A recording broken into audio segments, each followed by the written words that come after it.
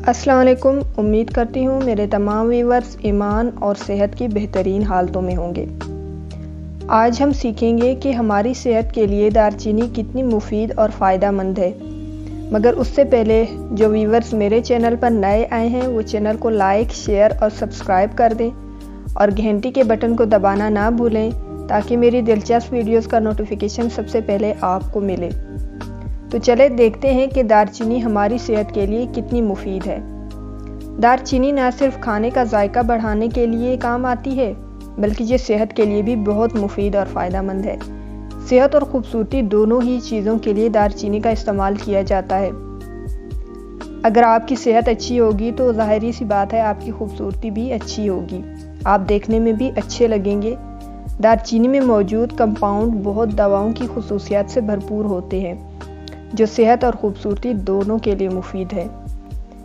इसी तरह दालचीनी को दूध या फिर किसी भी मशरूब में मिलाकर इस्तेमाल किया जा सकता है। दालचीनी वाला दूध कई बीमारियों के लिए फ़ायदेमंद है और कई बीमारियों से महफूज भी रखता है। दालचीनी वाला दूध बनाना बहुत ही आसान है। 1 कप दूध में 1 से 2 चम्मच दालचीनी पाउडर डालकर अच्छी तरह मिला लें। वैसे तो इस दूध को पीने का कोई नुकसान नहीं है, लेकिन फिर भी एक बार अपने डॉक्टर से मशवरा ज़रूर ले लें। इसके अलावा अगर आपको बदहज़मी का मसला है या आप जो खाना खाते हो उसके खाने के बाद मतली सी कैफियत पैदा हो जाती है तो आपका ये मसला दालचीनी वाला दूध पीने से हल हो जाएगा। क्योंकि जब भी मैदा ख़राब होता है तो खून में तेज़ाबियत बढ़ जाती है जिसकी वजह से जिगर भी मुतासिर होता है। एक रिसर्च के मुताबिक दालचीनी कल्ब यानी दिल के लिए बहुत मुफीद है या फिर दिल की बीमारियों के लिए बहुत मुफीद है। दालचीनी का दूध इस्तेमाल करने से आपको बहुत से फ़वाइद हासिल हो सकते हैं। इसके अलावा दालचीनी को कहवा में भी इस्तेमाल किया जाता है क्योंकि ये दरख्त की छाल है और इसकी बैरूनी सतह सेलुलोज़ की बनी होती है। ये सेलुलोज़ इंसानी मैदा हज़म नहीं कर सकता, लेकिन इस तरह ये फ़ाइबर का काम सरअंजाम देती है और बेहतर कब्ज़ कुशा है।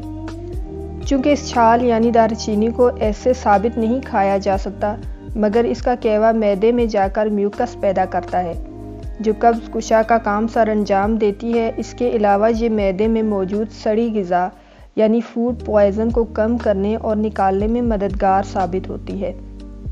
खून को साफ़ करती है। यूँ बहुत सारे जरासीम जिस्म से निकल जाते हैं। ये तो कुछ भी नहीं है। दालचीनी जिस्म में ब्लड प्रेशर को मुतवाज़न करती है क्योंकि दालचीनी तासीर में गर्म होती है जिसकी वजह से जिस्म में मौजूद एक्स्ट्रा चर्बी पिघल कर जिस्म से निकल जाती है। दालचीनी के इस्तेमाल से जिस्म में खून की नालियों में मौजूद जमी हुई चर्बी की तह ख़त्म हो जाती है।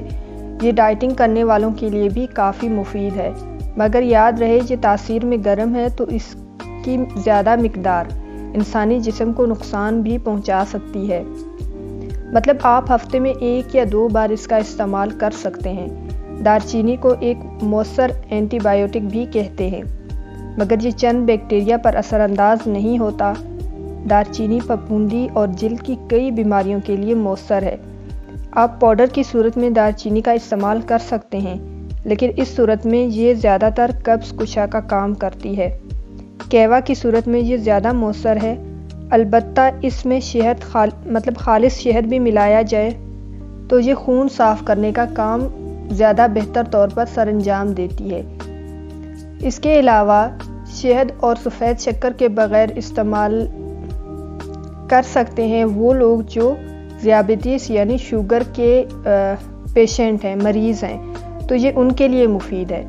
ज़ियाबतीस या शुगर के पेशेंट को चाहिए कि वो शहद और सफ़ेद शक्कर को इसमें ना मिलाएं और जो भी शेक बना रहे हैं या फिर जो भी मशरूब वो इस्तेमाल कर रहे हैं उसमें उसमें जो है ना दालचीनी के पाउडर का 1 चम्मच इस्तेमाल करें, वो उनके लिए बहुत मुफीद होगा। क्योंकि शुगर के मरीज़ों में दालचीनी शुगर को मुतवाज़न करती है, मतलब शुगर को बैलेंस रखती है। मगर शुगर के मरीज़ इसको इस्तेमाल करने से पहले अपने डॉक्टर से मशवरा ज़रूर करें।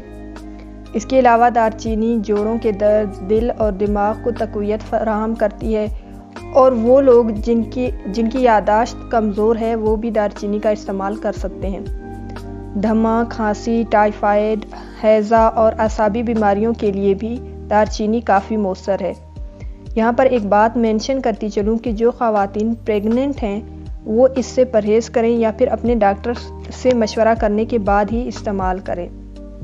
आज के लिए बस इतना ही। मेरे चैनल को लाइक, शेयर और सब्सक्राइब कर दें और घंटी के बटन को दबाना ना भूलें। खुश रहें और खुशियाँ बांटें, अपने लिए दुआ करें और हमें भी अपनी दुआओं में याद रखें। क्या पता कब कहाँ किसकी दुआ कबूल हो जाए।